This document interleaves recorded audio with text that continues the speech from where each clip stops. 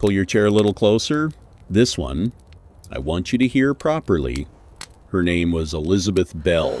Most people called her Betsy.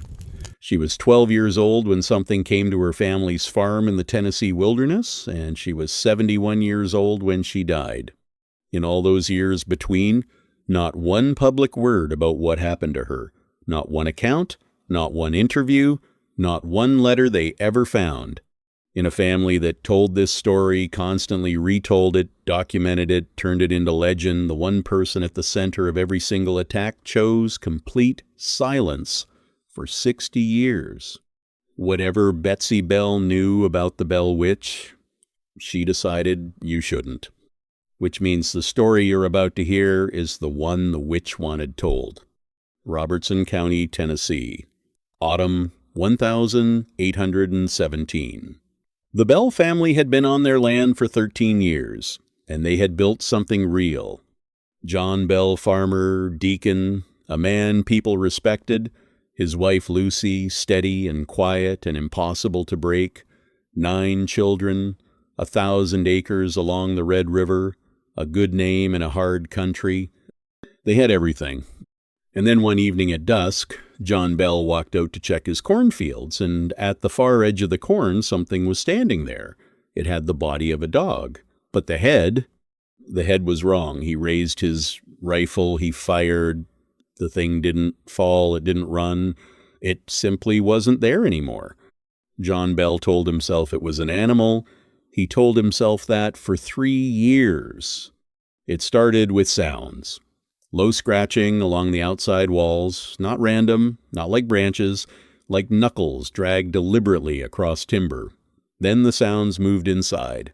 Something chewing on the children's bedposts in the dark. Chains dragging across the floorboards at 2 a.m.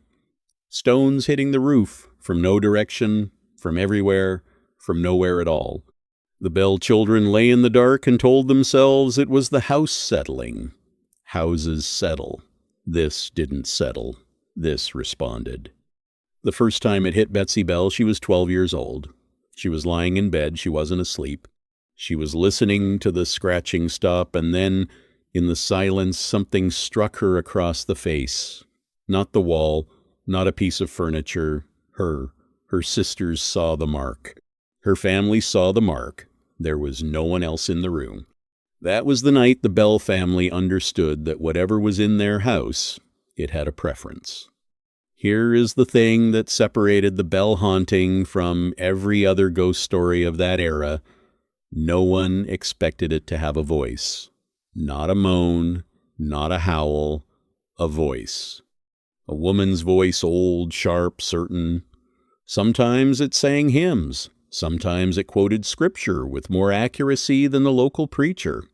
Sometimes it whispered things about the neighbors that no visitor to that farm could possibly have known, and it could be heard in every room simultaneously. Not in one corner, not through a wall, every room.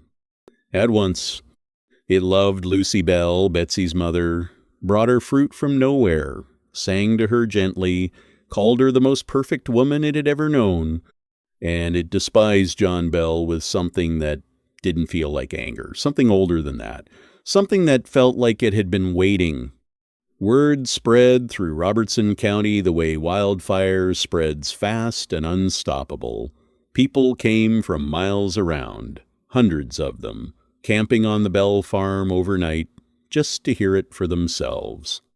And they did hear it, every one of them. This was not a family making something up in the dark. This was witnessed by doctors, by ministers, by farmers, by skeptics, and eventually by the most powerful man in Tennessee. Andrew Jackson visited the Bell farm in 1819. He was a general, a future president, a man who had fought wars with his bare hands and won. He came to the farm a skeptic. He left the next morning. He never came back.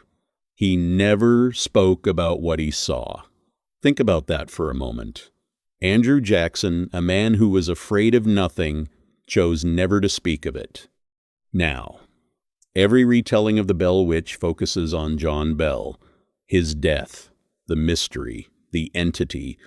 But here is the question no one ever asks. Why Betsy? Every account agrees the witch centered on her.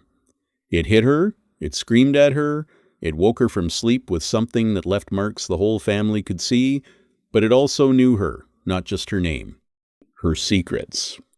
There was a boy, Joshua Gardner. Betsy loved him the way you love someone when you're 14 and the whole world feels like it was made for the two of you. The witch forbade it. Every time Joshua came to that farm, the attacks on Betsy grew worse. The voice screamed that she must never marry him.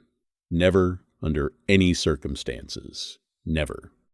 And Betsy Bell, who had survived years of invisible beatings, who had watched her father be destroyed from the inside, broke off her engagement. She gave no reason, not one that was ever recorded. Was she protecting him? Or had the witch told her something about what was coming and she believed it? She later married someone else. Someone the witch never once mentioned. Make of that what you will. By 1820, John Bell was dying. 3 years of whatever this was had hollowed him out completely. His jaw would lock without warning. His body would seize. He would lie unconscious for days at a time while something sang cheerfully in the room above him. On the morning of December the 19th, John Bell did not wake up, and beside his body his family found a small glass vial, dark liquid inside. They had never seen it before.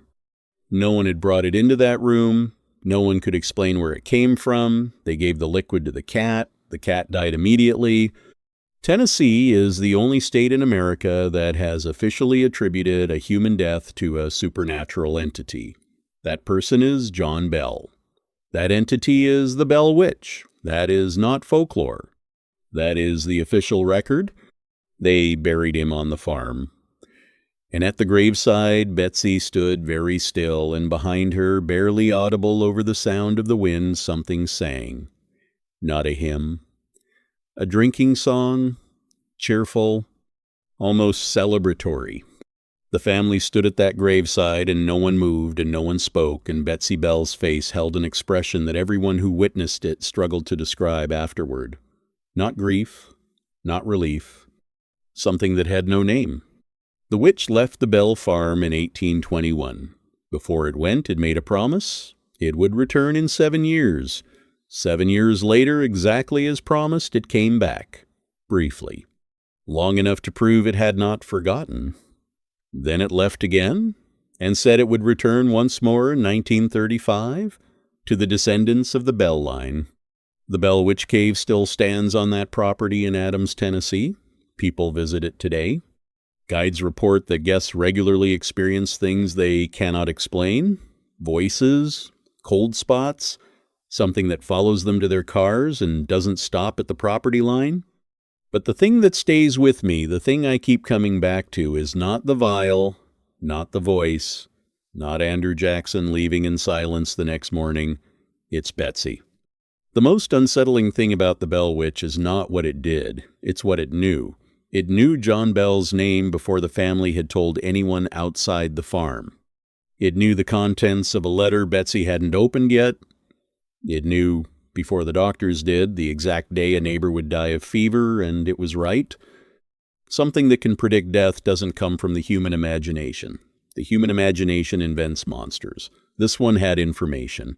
Betsy Bell never wrote about what happened to her. 60 years of silence. In a family that turned this into legend, that published books, gave accounts, let strangers camp on their land to witness it, the girl who was at the center of every attack said nothing. Not once. She knew something, and she decided every single morning of her life that you shouldn't. The farmhouse is gone now. The land is still there. The cave is still there. And if you stand at the mouth of that cave at the right time of year, when the Tennessee wind comes down off the hills, people say you can hear something that isn't the wind. Old, sharp, certain. Like a woman who has been waiting a very, very long time and is not finished. Stay by the fire. She can't follow you here. Probably.